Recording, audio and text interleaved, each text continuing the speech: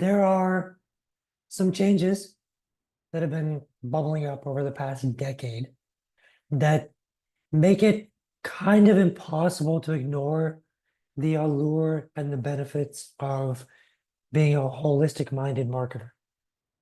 Uh, Holistic marketing has benefits of developing simple strategies, allows you to figure out how to accomplish your goals much easier. It's a guide as if channel platforms and delineations did not exist. So we'll get into that. The second part is essentially developing and calibrating a holistic strategy to get new customers for you. How do you figure out how to navigate all that? And finally, when you have navigated that, we're going to show how putting that into practice hits you at different layers of your execution.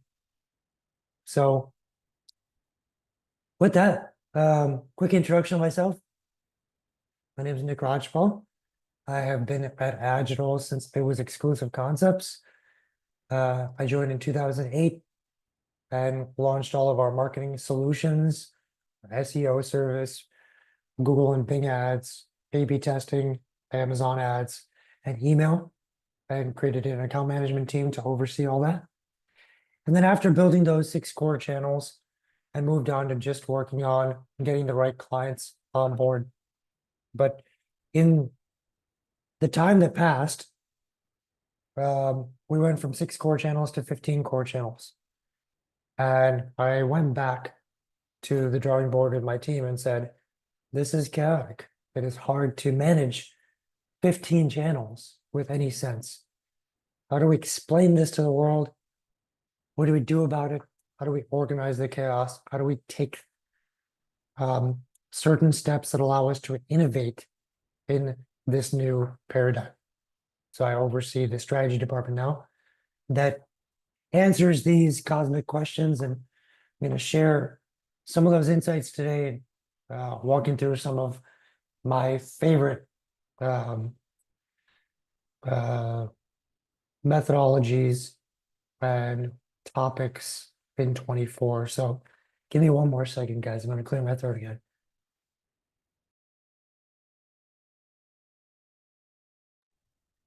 Just before I go live. Happens almost every time. So, is this better, by the way? Do I sound a little better now? If I can get a quick chat. That was sounding funny, right, guys? I wasn't just feeling funny. Let me know. Hopefully this is better. So, let's talk about the perils of not doing holistic marketing. Thank you for everyone being too kind to say anything about my voice. That's great. So first, basic concept. Most people in marketing know this concept, but just as a refresher, there are 2 different types of marketing strategies in marketing: pull versus push.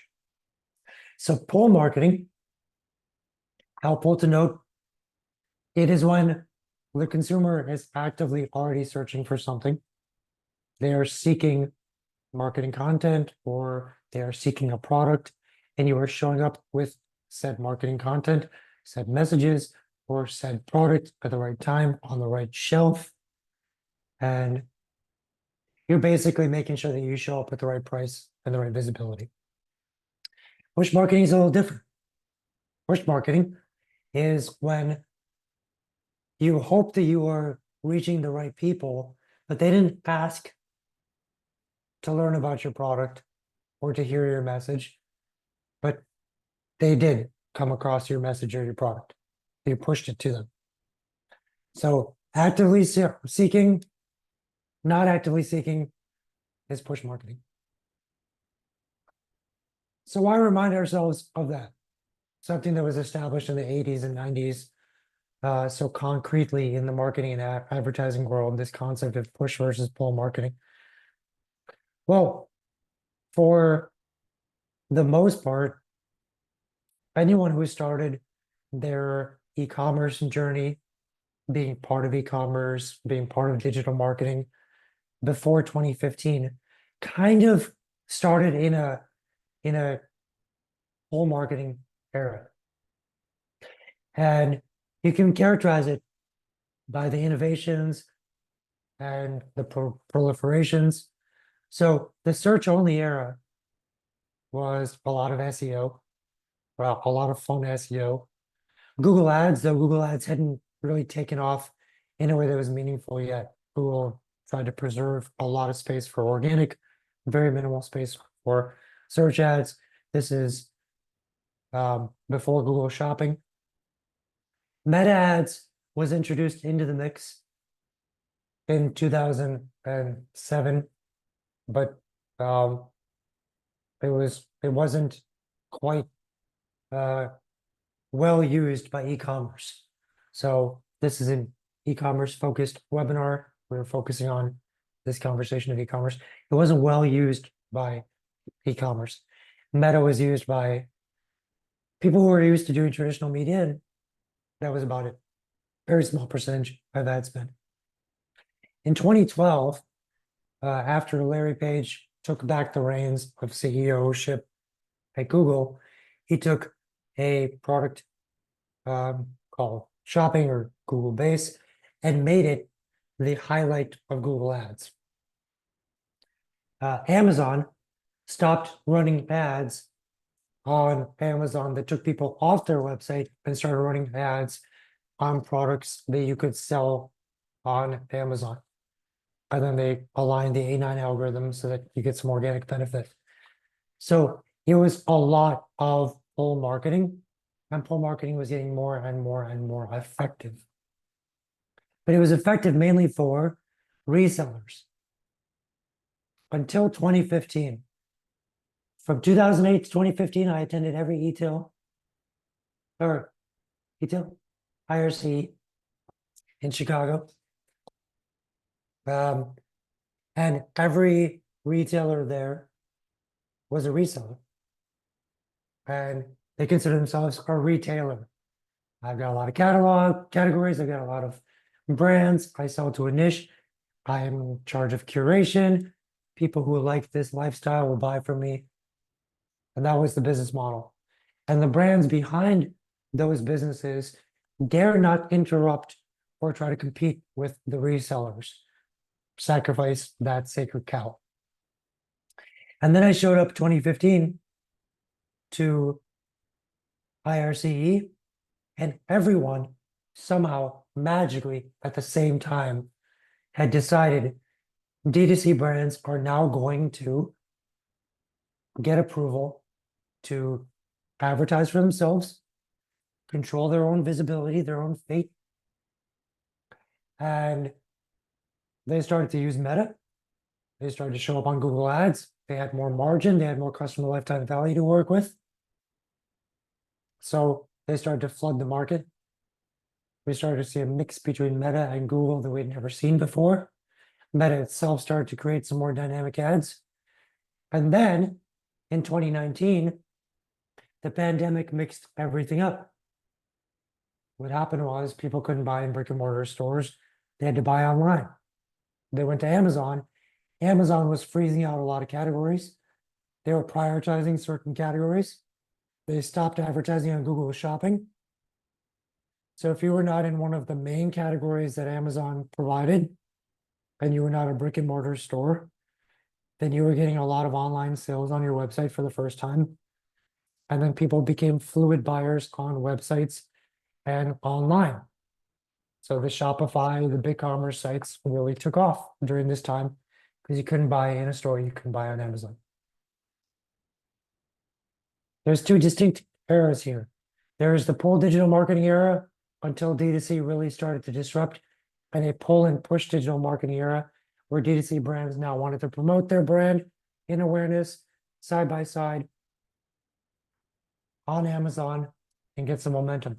My question for everyone here and to calibrate ourselves a little bit to these eras, which era did you get started in? You personally. It didn't have to be the e-commerce business you're at right now.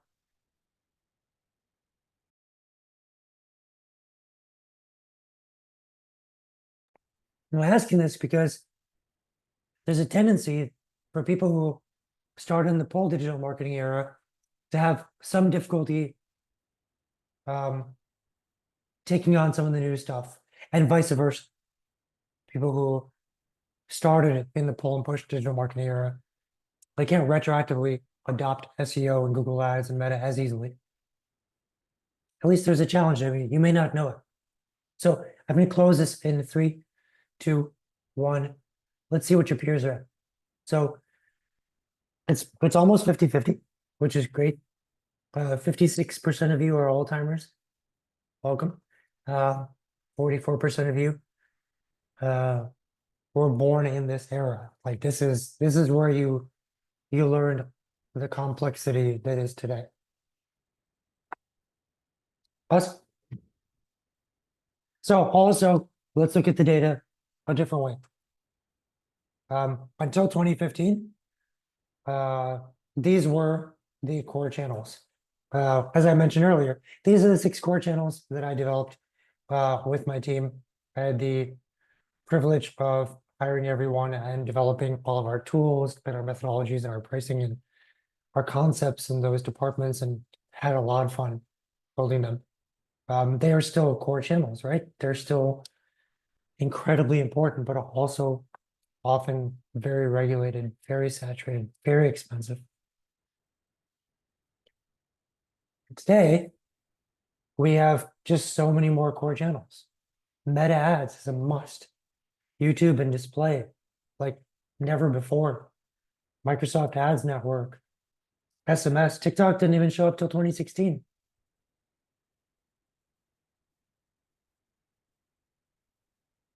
So I want to kind of walk through exactly how you can summarize and understand these main changes. First, in this last decade, the conventional channels became broad appeal. Google Ads was once just search ads. It's easy to put it in its place. Today, it has targeting capabilities for awareness, for marketing, for conversion, for loyalty. Stagnant channels are becoming vital.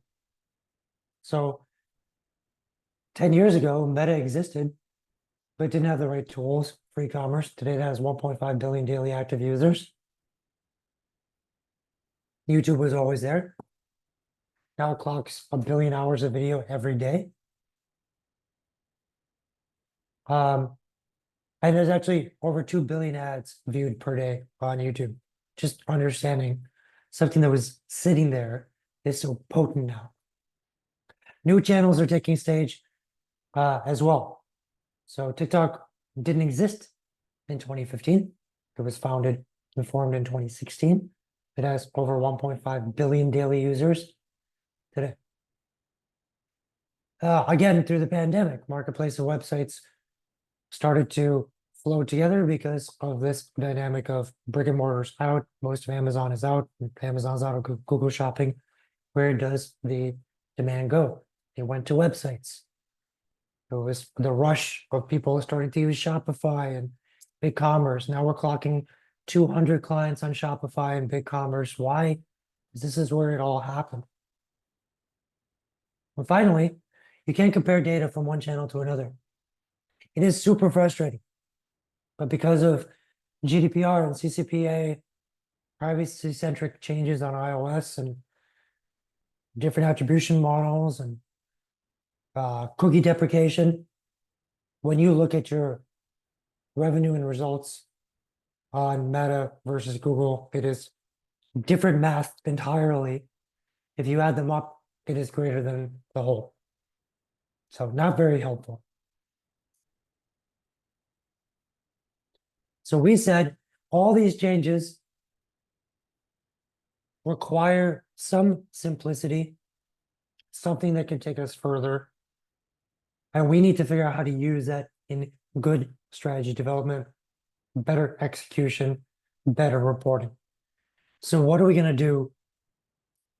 And we kicked around a few models for about 6 months and eventually landed on not inventing anything specifically, but using concepts that people understood to organize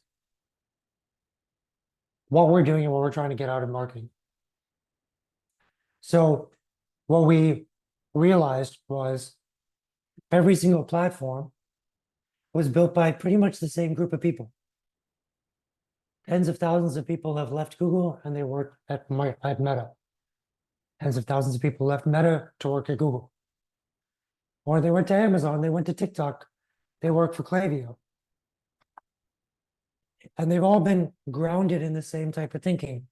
We need to have audience targeting capabilities for cold awareness, some ad types that are similar across TikTok, Meta, Amazon, Google, Bing, some call to action, some tracking, impression share metrics, etc. There's like this concept around awareness that can be coordinated across 5, 6 channels. So if all day, every day, you came to work and said, I just want to look at my awareness campaigns across all the channels and make sure I have the best return possible. That's an awareness strategy, cross-channel awareness strategy. If you also have a consideration strategy, conversion, loyalty, and advocacy, that is non-branded search, or people that are ready to buy. This is pull marketing. Push marketing, pull marketing. Converting anyone who's been to your website or engaged, that's conversion. Taking on past customers to get them to buy again, loyalty. Or if you're asking past customers for likes, shares, and reviews, that's advocacy. If you can, once again, zooming on awareness, if you can have such a rock star approach to awareness that combines 5, 6 channels of audience targeting ad types that are trying to build a cold awareness presence. And this activity center of your business becomes bigger and brighter. And your consideration activity center becomes bigger and brighter as conversion, loyalty, and advocacy. These 5 parts of your business get bigger and brighter. It will start to form an almost metaphysical virtuous cycle, a flywheel. They support each other. When you have 100 reviews on a product page, for example, your conversion rate doubles. These things work together. More people talking, more people finding out. More people finding out, more people engaging with your search ads. So invest in them separately, but they will take on a virtuous cycle. And then you can embrace holistic marketing because you can apply that to 10 channels, 15 channels. Your strategy across 5 different desired outcomes can be applied to any channel that has capabilities to further either awareness, consideration, conversion, loyalty, or advocacy. And when you don't do this, for starters, you might be stuck in the wrong metrics. Return on ad spend is not telling the entire story of the health of your business. Rankings don't tell you how much money you're making from SEO. These metrics that we're used to, try explaining them to a CFO and see if they're happy. When you could use metrics like marketing efficiency ratio. For every $1 of revenue we make, I only invest 3 cents into marketing. Doesn't matter what my return on ad spend in one of those channels is, or how many rankings I have on SEO. Here's the money in, here's the money out. You might get stuck in your own era. 56% of you stuck in pre-2015 and 44% of you stuck in the current era. But most important, there are certain metrics like return on ad spend that people respond to. Several businesses will look at return on ad spend and say, my return on ad spend is so bad right now, I'm going to pull back. I'm going to shrink my business. And if they were looking at how the return on ad spend, that paid media was coexisting and cooperating with owned media, like SEO, conversion, email, and SMS, they wouldn't see the same thing. They would see a healthy business and they pull back paid anyways. They shrink the business because they're looking at the wrong myopic metrics. And that's why so many e-commerce businesses are dying. They're healthier than they think they are. So these are the underpinnings of strategy to find new customers. Now, what do you do with this data? Well, you start asking the main question, where am I going to get my net new customers? I can play the awareness game, the push game. I can play the consideration game, the pull game. How do I know what the balance is? Isn't it always just consideration? Isn't it always search? People who started in the pull digital marketing era might think that always, because that's what it was like. Everything was consideration. You got to get your SEO rankings, your Google ads. That's about it. For those of you who started in the meta world, that's push and pull digital marketing after 2015, maybe you think the more brand awareness I have, the better. But there's more science than that. There are patterns you can find, and if you find the patterns for your business, it tells you which one is your big blue ocean. So we're going to talk about how do you study those patterns. Once you look at the patterns, it is like reading tea leaves. You now identify the path. You are either going to be a brand-based journey or a search-based journey. And say you're a brand-based journey. Once you know your brand-based journey, that helps you set your goals, your channel mix, which ad types you're going to use, your strategies, your messaging. And the same for search-based. All of these things that bring your marketing to life are based on this decision. This decision is based on the patterns you see.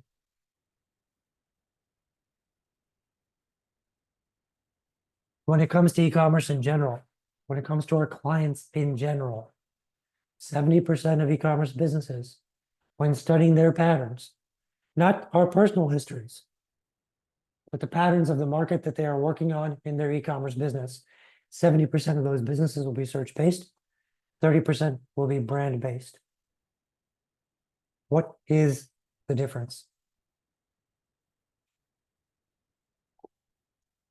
It's easiest to understand search-based first. It's actually the easiest path. If you are lucky enough to be in a search-based journey, man, is it easy. So all you have to do is just increase your search visibility for the right keywords that are profitable. It is more important than awareness.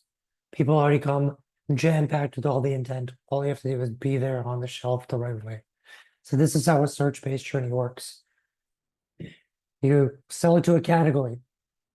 Demand of this category manifests all the time, several times every second. And when someone says, I want that, they know exactly what to call the thing that they just thought of. I want a ring light. I think ring light. 10,000 other people this month are going to think ring light. We all know the name called this category. And I also have confidence that if I go search for this category, the supply side of this situation also knows that I will search for ring light, so they will show up for something on Google, on Bing, on Amazon. So I think I'm going to find some selection there. I'm going to have limited brand bias towards what I choose, but I know I want a ring light. I'm going to be persuaded by the images I see, the videos, the reviews, the user experience UGC, the price point. If I don't buy the remarketing, persistence, discounts, I will stay focused on my categorical purchase until I'm done. And the game that is played here for a search-based journey is that you have to dominate search. A brand-based journey, you would think that covers everyone, but it doesn't. Brand-based journey has basically all the exceptions. You sell a product that is so novel, you solve a very big problem, but no one knows that the solution exists. They can't search for the thing that you just invented. So you have to now show up maybe for some problem-oriented keywords and awareness for people in your lifestyle that would buy this product. Maybe it's a product that has lots of brand bias, life, limb, and liberty, and liability. So like Allstate or Mercedes.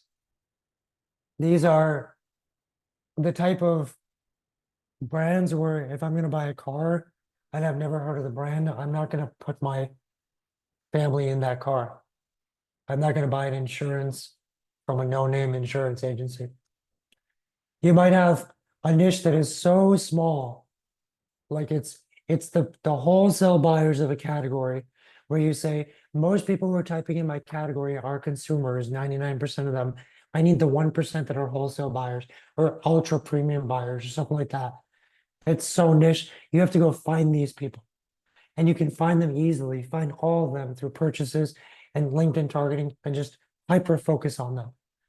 That's better to push to that market than to wait for those few people to search. But finally, if you're part of a lifestyle category, that people don't actually need the product. They may love the product, they may have the desire or impulse to buy the product. So you just show them the product and they say, I didn't know I was going to wake up today and want that, but I'm going to buy that. You're just shouting in the streets of New York City and someone says, hey, I didn't know you had that. I want that. There's no intent yet, but there's impulse. And when you start to invest in these different journey types, a search-based journey invests mainly in consideration and conversion. And if you don't just want very high returns or low marketing efficiency ratio, you can then be a little bold, invest a little bit in awareness, loyalty, and advocacy. Keep in mind, those areas won't return as well. So you're going to sacrifice return to have more growth. By contrast, the brand-based journey is first settled in awareness and a lot of, okay, we got you. We're going to keep on you until you convert. And once you convert, hopefully we have repeat purchases coming through. And once you have saturated the awareness space, and you think that pretty much anyone who searches in my category knows me, then you can do consideration as well. Because even if there's a brand bias, they already know who you are. The question is, before you know all the data and the patterns behind this, just generally speaking, you can only be one journey type. Do you think your business is search-based or brand-based?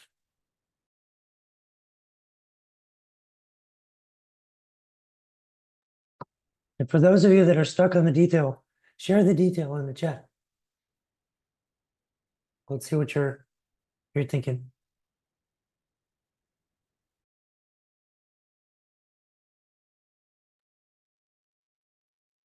I'm going to close this out in 5, 4, 3, 2, 1.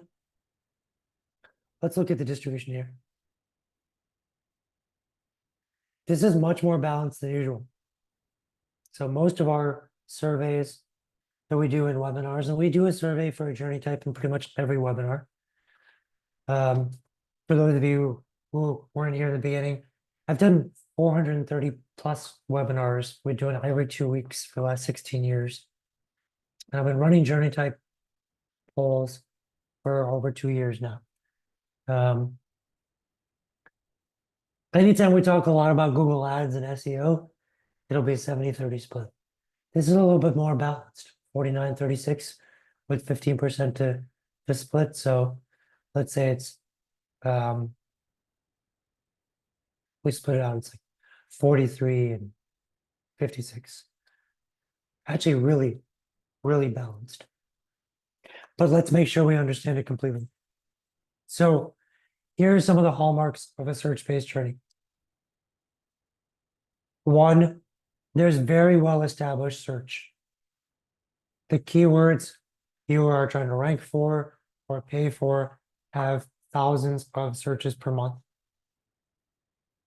Consideration is where all the activity is. You've tested over the years some Meta and some Google, and man, your Google ads just keeps on being the performer, no matter what you do. If you look at your competitors, you find that the non-branded keywords are the keywords all of you show up for. You're all trying to show up for the same keywords. And again, despite your best efforts, every time you've looked at meta ads, the results have never been nearly as good as Google. I just mentioned that's a blind spot in Meta. Meta is not good at search-based journeys when it comes to reporting on their contribution. On the other hand, that's not reality. Meta actually does a phenomenal job of helping push through sales in a search-based journey. They just don't know how to take credit for it, which is why we run neutral technologies like media mix models that tell us without any bias how much of an impact Meta has. If you take your website and 3 other websites in your space and you run a SEMrush organic keyword results Venn diagram, you'll find that you and your 3 competitors form an overlap that creates an equiangular pattern of a diamond. If you test against your top 2 competitors, it will create an equiangular pattern of a triangle. These are patterns that once you see them, you can't unsee them. They confirm for you that you are a search-based journey. Another pattern to check. Go to Google Trends, type in your brand, your competitor's brand, list 4 competitors, open up to 5-year trends. If all of this search for all the brands, regardless of the magnitude of difference between them, all rise and fall in the same exact weeks for 5 years, that means that none of these brands are generating demand. They are following demand. They are using pull marketing. They are doing consideration. And that's your game. Here's an example, anonymized client. So, it's a jewelry client. Yeah, it's a specific type of jewelry. So people search for this type of jewelry and they are one of the sellers. So all the SEO and paid efforts for the client and all the competitors, this is the actual look of the Venn diagram between their competitors. They're all overlapping and they're focused on some qualifier jewelry, some qualifier necklace, different qualifier jewelry, different qualifier necklace. It's like a known, established rubric pattern around keywords.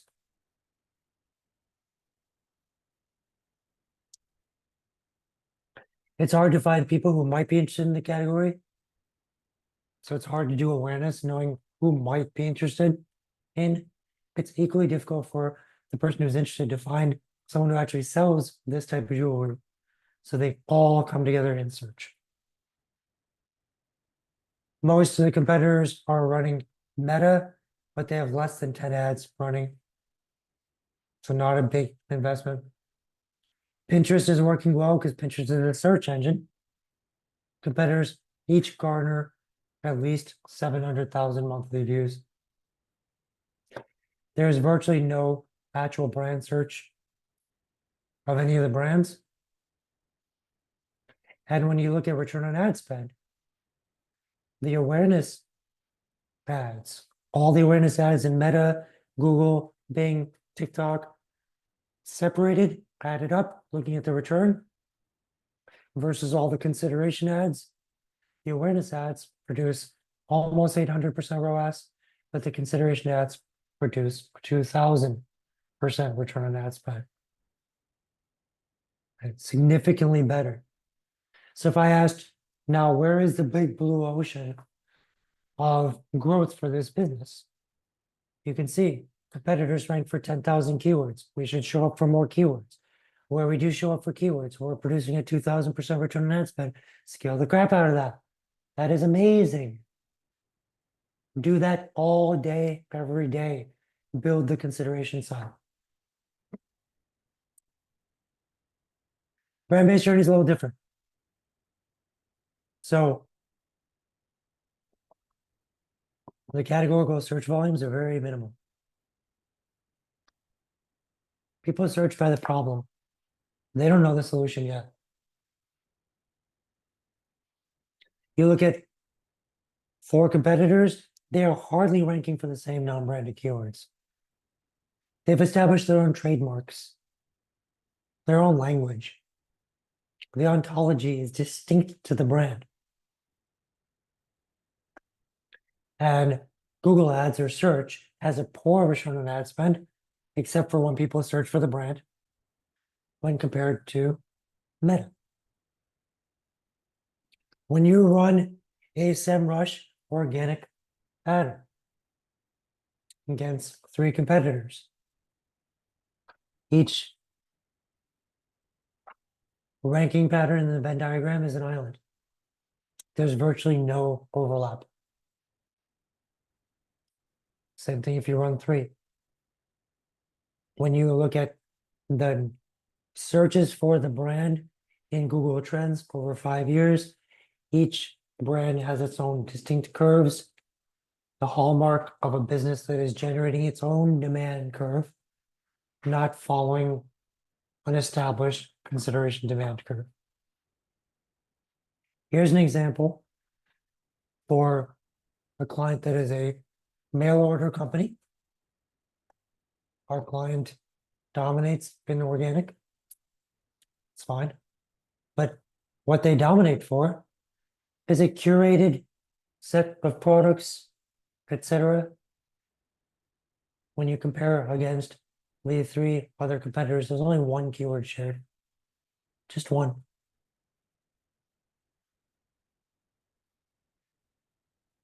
The type of products that they sell are very novelty.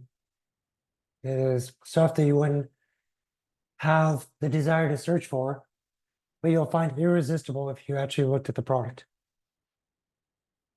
So once you see it, you can't unsee it and you want it right away. When you look at awareness versus consideration, awareness produces 700+% return on ad spend, while consideration teeters in the 400 range. For this particular client, spending more on Meta, opening up more audiences, loosening the lookalike percentage, getting on TikTok, Pinterest, Amazon display, using Google Demand Gen. This is where you go with this. Okay. I see the chat. I'm going to give everyone a chance. I'll show you how we do this live. I'm going to bring up my tab tool, which is a technology that we created to do these analyses. So if anyone wants to share the name of their website, we're going to go ahead and run a very simple pattern analysis. Autogeek.com, Maisie, thank you. So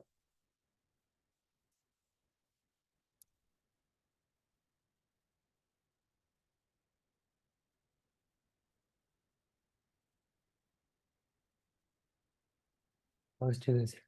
So first, we're going to type in autogeek.com.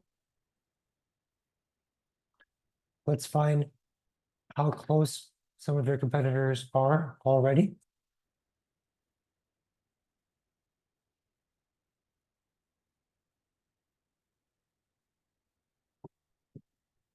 And Prime Athletics, thank you, Sean. So first we'll look at organic. So you can see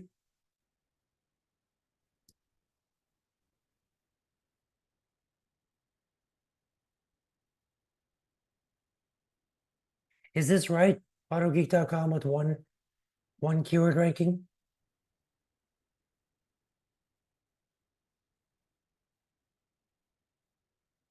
I don't believe so either. Um, have I typed it in correctly? AutoGeek.com. Ah,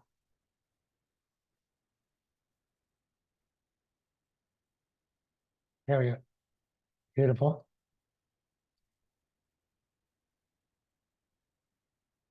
And by the way, folks, this is what I do all day.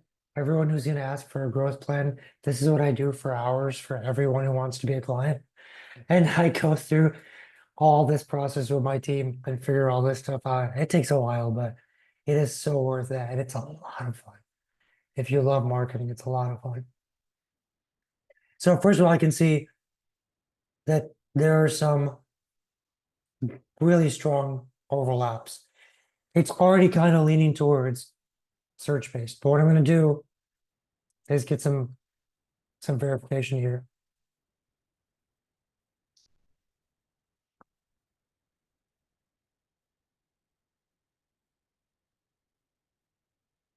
We'll take chemical. This website has 26% overlap with you. Take detailed image. And we're going to take one more, which is car supplies warehouse.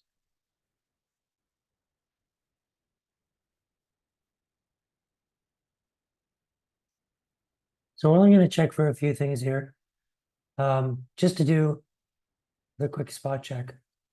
So first, we're going to check Google Trends.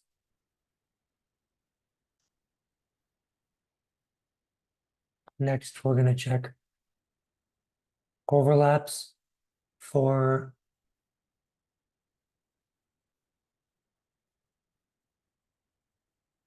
organic Google Shopping and search. So for starters, you can see a demand pattern here already, but it's kind of muddying the rest. So I'm going to take out chemical guys for a moment here to see these patterns a little closer. So if you can see this distinct rise and fall here, almost like two notes in harmony. So a little bit of a breakout here for detailed image, but that could be a search for something else. It could be a little ambiguous there. There's definitely a triangle shape here, but again, fix that real quick.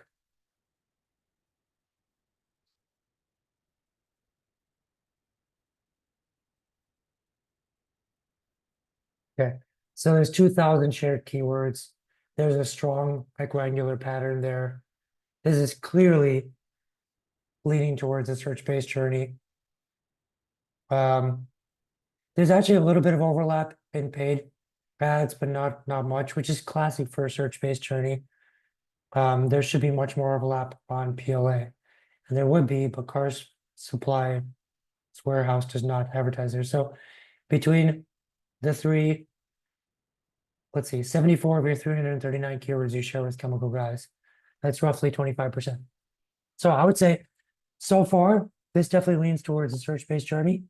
I'm going to save some time at the end to do more live ones. We got Villeroy Bach, we got Seabags and Prime Athletics in there. So we'll definitely get to that. Just once you know your journey type, how many types of things does it impact? Well, for starters, we have found a way to take every channel and create a slightly different approach for search versus brand, search alpha versus brand alpha. Alpha meaning you're willing to sacrifice some efficiency for extra growth. So you might, in a search-based journey, do a little bit more awareness. we can easily take, and you can do this too, take your blog um, and the traffic in your blog and your articles, and that's your awareness traffic, all your category level content and traffic, that's consideration. Anything at the product level or your homepage is typically conversion. And try to calibrate towards the right pockets and get good momentum. We built some tools to help us manage distribution. And it intersects with another methodology called the performance methodology, which says we need to study how much repeat potential there is. Does someone buy only once, or buy a lot but only in 6 months, or buy a lot over a long period of time? Do we want to grow a lot, so sacrificing efficiency? Do we want to boost our efficiencies and make our business more cash healthy, or is it more balanced? So keeping the same ad spend, high repeat potential, high growth, but just search-based versus brand-based. What changes is only the distribution between consideration and awareness. You'd still spend as much on conversion because it's high repeat. You still want a lot for loyalty because you want high growth. You're putting monies towards advocacy, even though that won't look like it's making money. But for search-based, you put a lot more into consideration, and brand-based, you put a lot more into awareness. We apply this down to the channel level. Are you using the ad types and audience configurations that are around the suggested approach? So in this case, if you are a search-based journey and you're supposed to have a high consideration, medium conversion, but we analyze your PPC account and you're just doing a little bit of consideration conversion, no awareness, no loyalty, and you wanted to grow your business, we'd say you're calibrated towards the wrong approach. We can also look at the exact implementation of your ad types, your audiences. We have standards for segmentation, keyword strategy, which is different for brand-based versus search-based. How we use performance max is different, and ad strength means a lot in a search-based journey. So if you're in poor or average performance or ad strength or ad quality, you are overpaying for your keywords. And because your keywords are your lifeblood, you're just running an inefficient business. And then finally, we also can run segmentation strategies based on journey type. So if you're a brand-based journey, we want to focus more on this group of buyers based on psychographics, demographics, this group, this group. We will be pushing out into Meta and Google based on the available data, not what they search for, but who they are. And we have to coordinate all those tools to do that. Plus, if you joined our last webinar, I'd like to identify a modality: competitive, spontaneous, social, methodical, to increase the response rates of a particular audience. In a search-based journey, you're thinking less about who they are and more about what are they searching for. And your segmentation is more category-based. You want to focus on segment by category, prioritizing your most important products. And you can use this approach to segmentation in your product ads, your feeds, your dynamic ads to coordinate it all together. When you do these things right, you get a lot of growth. So here's some results. First 6 months for a brand-based journey, juggernaut case that sells cases for iPhones, etc. By doing some increases in awareness and going after new customers in the first 6 months, increase new customers by 22%, increase revenue by 46%. We're also able to justify higher value purchases. Here's 1 year plus on a business greenhouse megastore. This is a search-based journey, but it is somewhat smaller of a pool with very high average order values. Increase year-over-year orders by 31%, revenue by 36, and conversion rate up as well. Here's a 2-year plus trend for apartment 2B, which is a search-based journey. These are the mixes of services that we did for these clients. Because this is in furniture, there was a huge, big blue ocean to grow into.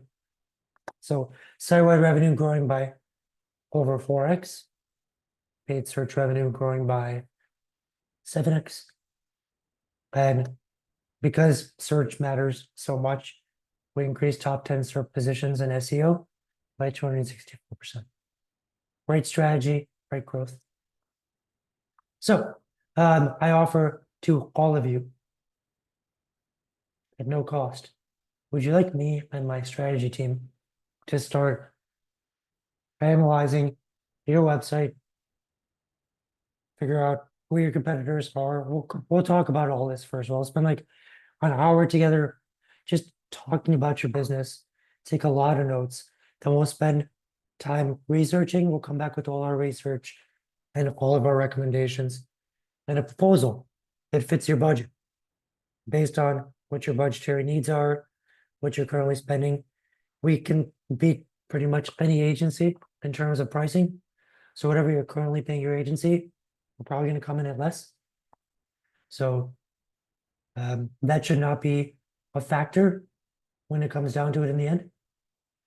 This is most ideal, and I don't mean to scare anyone away, but it is most ideal for businesses that have ad spends of at least 100,000 plus.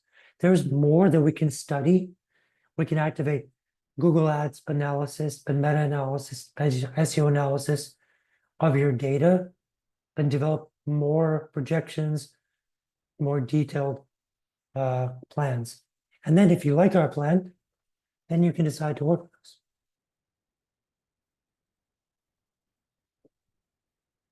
So I'm going to close this out in 3, 2, 1, and thank you, folks. Let's get back to some live analysis. So we'll take Prime Athletics. Sean, are you still here for Prime Athletics? Just want to make sure I'm not running one. Okay, perfect. So let's clear the coffers first.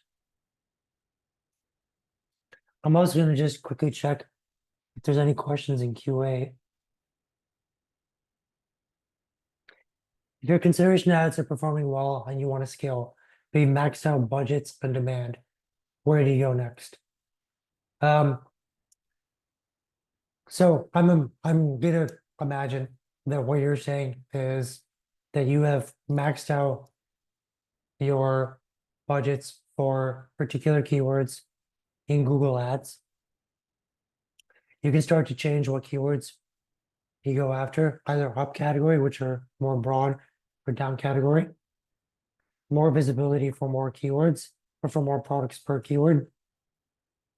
You want to maximize your Google Ads, Google Shopping, SEO, Bing ads, Bing Shopping, Pinterest ads, YouTube ads, Amazon ads. These are all search-based journeys.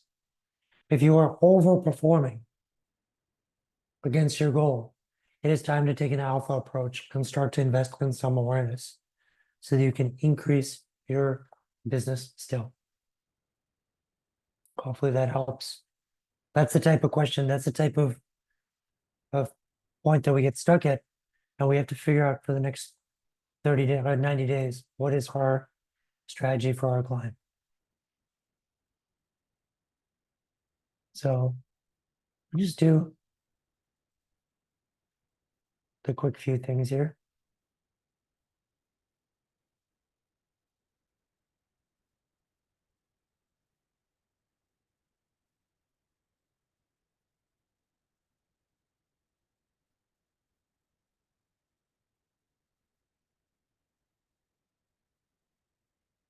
Okay. It's more difficult when a website doesn't have depth of ranking yet. Um, Considering most of the competitors right now are showing up for variations of your brand name. We'd have to look a little bit deeper here. Um, Based on category, based on that quick look, based on the novelty or specificity of some of your products.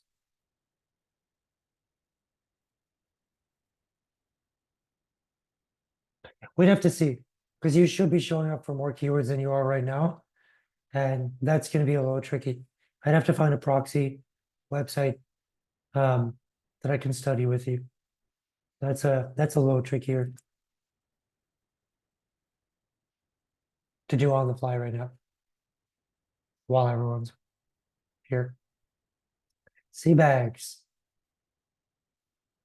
Okay, so let's look at seabags.com.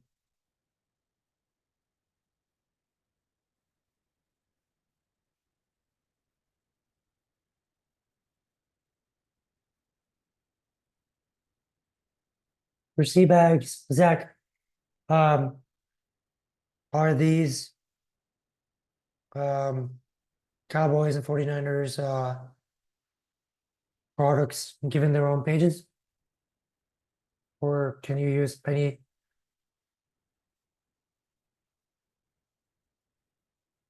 product or any logo?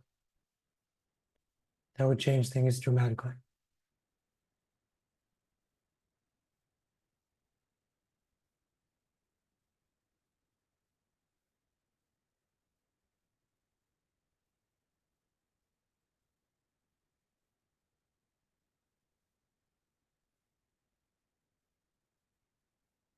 Okay, yes.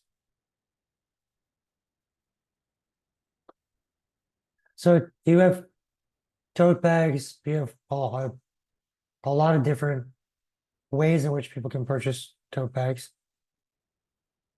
You have fairly low overlaps just looking at a few of these businesses, but I also want to study how they overlap with each other, which is part of the science here. It's about the intersectionality between strategies that tells you with confidence that all these people are starting to invest in a particular way.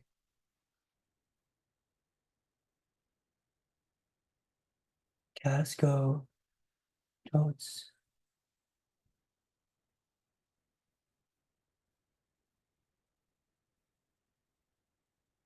bags,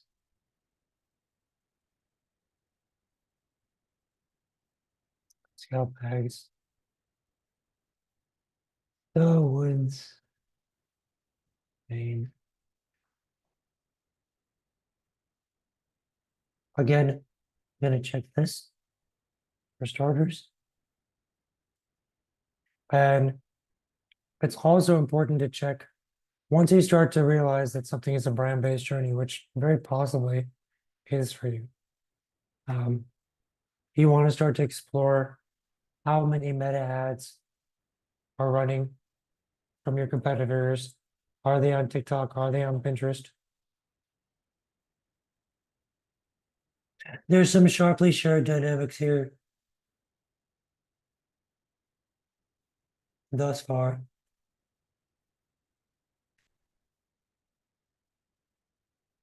The surge has dropped, but not a lot of overlap overall. On PLA, no overlap.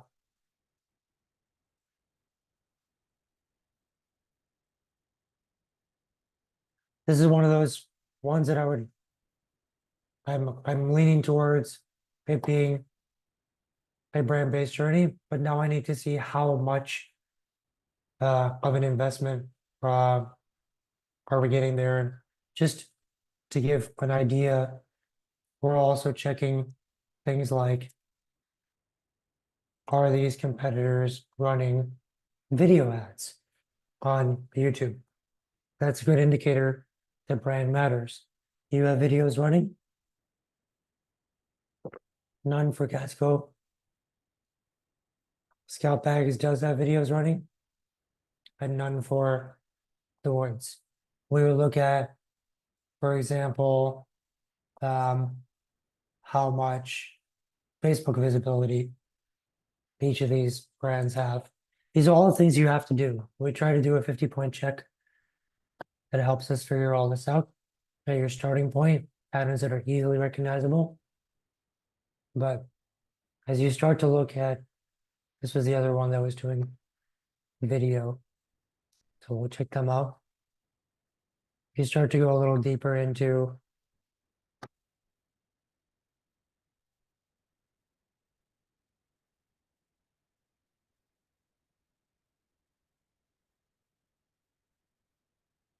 who's doing what.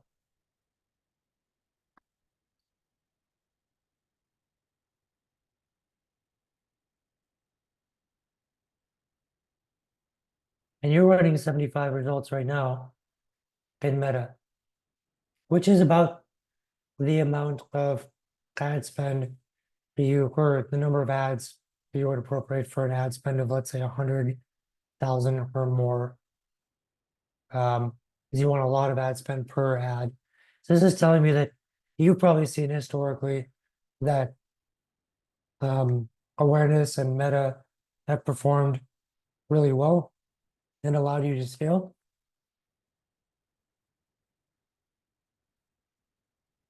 That's a good starting point. But I'd love to talk more, Zach. Hopefully you ask for some next steps here, because I want to spend at least an hour on this to try to figure it out.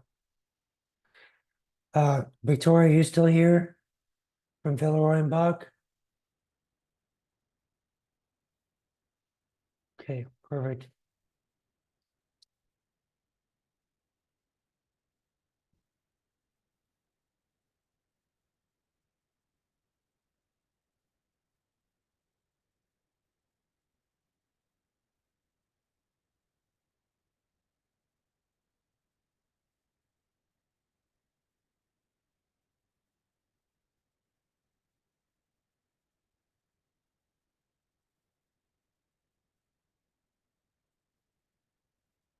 So one of the tricky parts, Victoria, of your business is the price point. So even when there's like some nice opportunity to show up side by side with competitors that are clamoring for a particular search space, um, there's still a need to be more precise and qualified.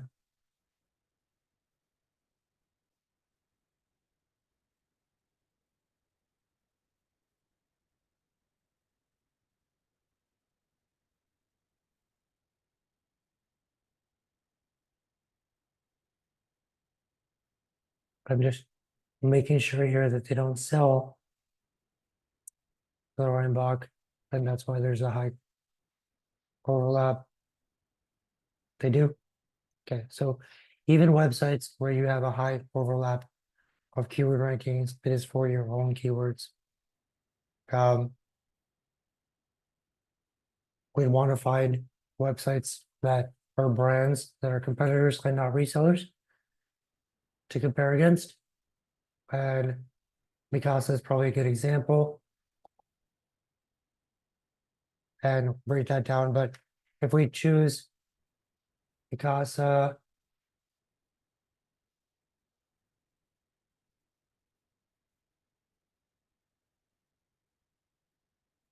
just one. Sometimes that's all it takes. You can already see that we have distinctly different brand trends and virtually no overlap.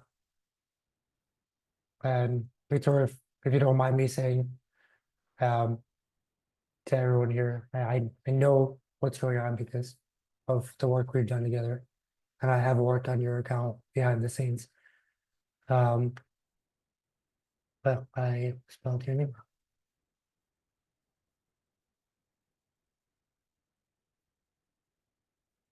So there are some patterns here where there's like a seasonality boost, but for the most part, your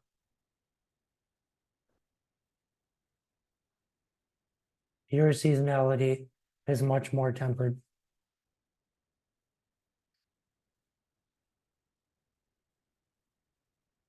We'll do a closer look with you. Um,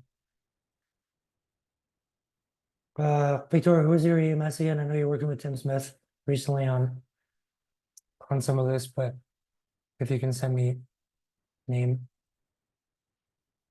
There's a lot of shared here. Wow. 4,000, 25% of your keywords overlapping. Yeah, this would be a fun one to break down, but there could be a really good play here in search based. We have to check the patterns together. Kyle, this demand, this not generating your own demand, but following demand also implies a little bit more of search. So Sneaka, you come to the table with your own thoughts, and then the whole point of looking for patterns and applying some science to it is to make sure that we don't guess. Um, but awesome. I think we went through all the ones you guys shared. Oh, Angela, I'm just gonna check Repu view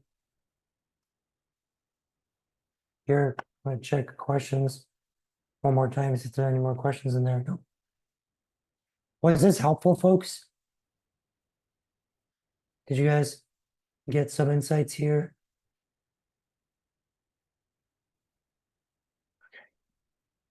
Awesome. Okay. Repu view looks like it's a marketing agency. So I'm gonna just pass on checking that one out.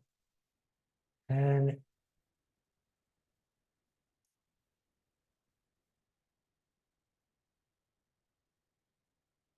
but wishing you best of luck still. Uh, let's see, dental laboratory.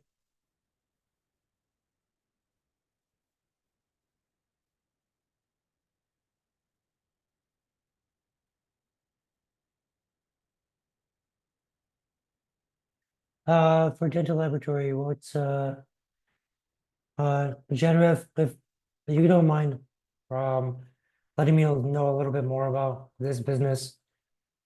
Are you offering a product that you want dentists and oral um care facilities to start holding or start using, or a service? Do you provide B2B? If you're not here anymore, oh, there you go. Services manufactured to dentists B2B. Okay, got it.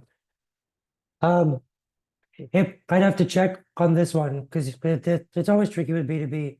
Maybe people actually are actively searching for these services and there's kind of an established demand pattern. That would be fantastic if that's the case. So much easier.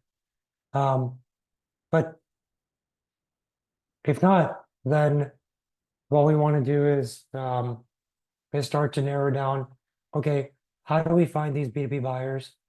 We can definitely find them on LinkedIn because Microsoft owns LinkedIn. We can use LinkedIn's data to target them on Microsoft. And if they're in B2B and they're making decisions on their work computer, they might not have admin privileges on their work computer. So they're using Microsoft Edge. They could never download Google Chrome. So they're using Edge. They're using Bing. Bing is connected to LinkedIn. We can zero in on them in their B2B daily habits and get more of them to know about the product. So push a little bit. When you're in the market for XYZ, here's who you talk to. When they search, pull them in a little bit. But it'll probably be a brand-based journey. Unless there's just, like I said, a pattern that shows thousands of searches for what you do, which in that case means there's lots of competition. We've got to go at it in a systematic search-based journey way. So, thank you, folks. I'm really grateful for your time and the comments. Glad this was helpful. A lot of people asked for some next steps. So can't wait to chat. Really looking forward to it. Hope everyone has a wonderful Wednesday. Thank you, folks. And we'll catch you in 2 weeks on the next one.